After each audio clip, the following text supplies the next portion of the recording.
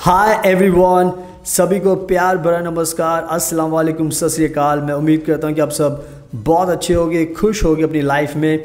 और हमेशा की तरह हमारे यूट्यूब चैनल पर आपका स्वागत है, फैज़गी कंसल्टेंट्स एंड एजुकेशन सर्विसेज। और आज फिर से मैं आपके लिए बहुत बड़ी ब्रेकिंग न्यूज़ लेके आया हूँ।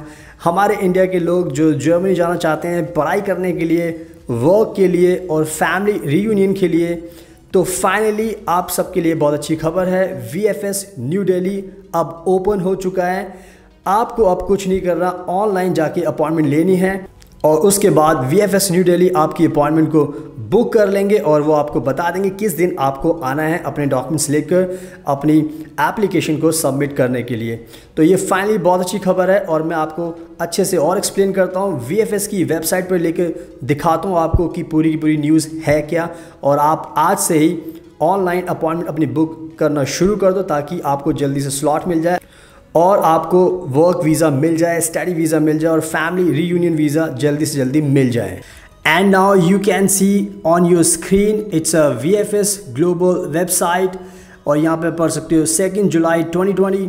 यहाँ पर लिखा है Germany visa services partially resume in new Delhi. आगे लिखते हैं कि Germany visa application centre in new Delhi is currently operating every Monday to Friday for 10 hours to 15 hours 10 बजे से 3 बजे तक, एक्सेप्टिंग लॉन्ग टर्म एप्लीकेशन। ये आपके लिए समझना बहुत ज़रूरी है। ये 2 जुलाई को इन्होंने अनाउंस किया था, लॉन्ग टर्म एप्लीकेशन ये एक्सेप्ट कर रहे हैं। अब मैं आपको लेकर चलता हूँ, इन्होंने जो लेटेस्ट 3 तारीख को उसके बाद फिर से अपडेट किया है और ये है, आप देख सकते हो दोबारा से VFS ग्लोबल की वेबसाइट है और ये लिखा है 3 जुलाई 2020। अब इन्होंने अच्छे से एक्सप्लेन किया है कि इनका कहने का मतलब क्या है, तो मैं आपको सारा पढ़कर समझा देता हूँ। तो प्लीज़ ध्यान से सुनना और समझना, तभी आपको पूरी स्टोरी समझ में आ जाएगी। सबसे पहले यहाँ पे लिखा हुआ है important information regarding submission for D visa stamping appointment is mandatory. यानी कि ये कहना चाहते हैं कि जो अभी न्यू दिल्ली VFS ओपन हुआ है वो ओपन हुआ है D वीज़ा पाने के लिए और उसके लिए अपॉइंटमेंट ज़रूरी है, जैसे मैंने आपको पहले से बताया है। अब यहाँ पे लिखा हुआ है we will have to check on an individual basis if the visa after such a long period of time can still be issued. In some cases we can hand back the passports after some days. Other cases might require provisions of additional documents from the applicants or revalidation of the visa approval with German authorities. So there will be no average processing time in the embassy. People just have to wait until they will be contacted by us or by VFS. इन्होंने यहाँ पे आपको ये बताना चाह रहे हैं कि जैसे इन्होंने ये अभी प्रोसेस स्टार्ट किया है, तो अब जो भी एप्लीकेशन इनके पास आएंगी वो पर्सन टू पर्सन ये एनालाइज करेंगे किसको वीज़ा देना है, किसको नहीं देना।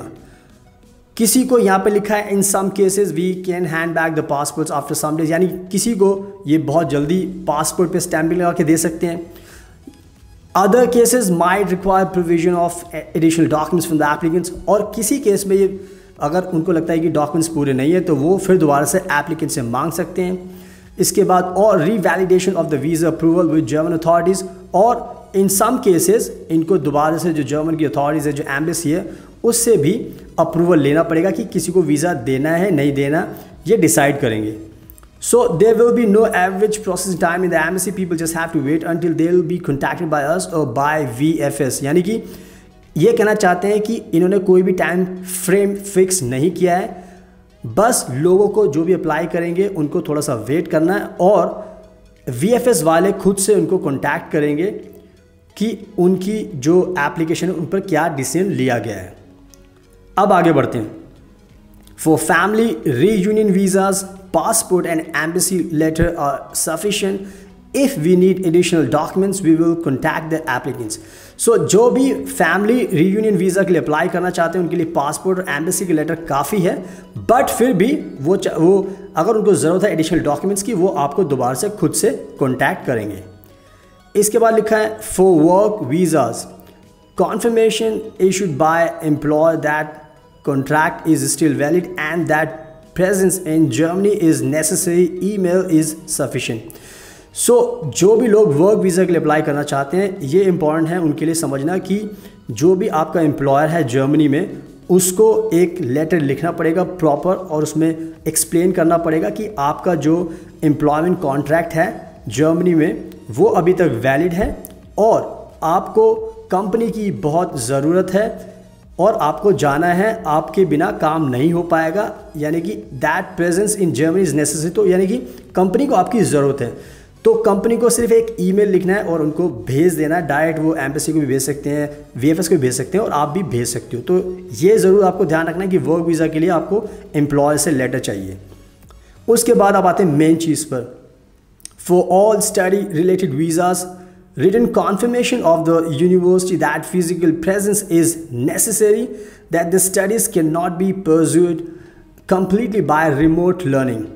इन्होंने साफ कहा है जितने भी हमारे इंडिया के स्टूडेंट्स अभी जो स्टडी वीज़ा के लिए अप्लाई कर रहे हैं, उनको अपनी जो रिस्पेक्टेड यूनिवर्सिटी है उससे एक लेटर इशू करवाना है जिसमें वो लिखेंगे कि हाँ, हमारा जो ये स्टूडेंट है इसको जर्मनी में आना ज़रूरी है, क्योंकि हम इसको क्लास जो कैंपस स्टडी होगी इनको हम ऑनलाइन नहीं पढ़ाएंगे।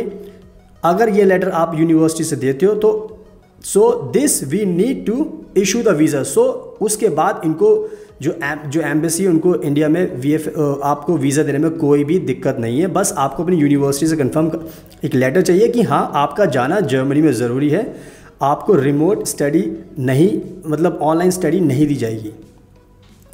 And they will need to present a copy of this document when passing immigration at the airport in Germany। So जैसे ही आप उसके बाद आपको वीज़ा मिल जाता है तो आप जर्मनी जाओगे तो आपको ये लेटर अपने पास रखना है, क्योंकि जो जर्मनी से जब आप एयरपोर्ट पहुंचोगे तो वो आपसे ये चीज़ मांगेंगे, तो आपको ये शो करना पड़ेगा कि हाँ, वाकई में जर्मनी में आप इसलिए आए हो क्योंकि आपका एडमिशन है, आपको पढ़ाई करनी है और आपकी यूनिवर्सिटी चाहती है कि आप जर्मनी में खुद से इन पर्सन प्रेजेंट रहो। तो ये डॉक्यूमेंट्स आपको दिखाना होगा।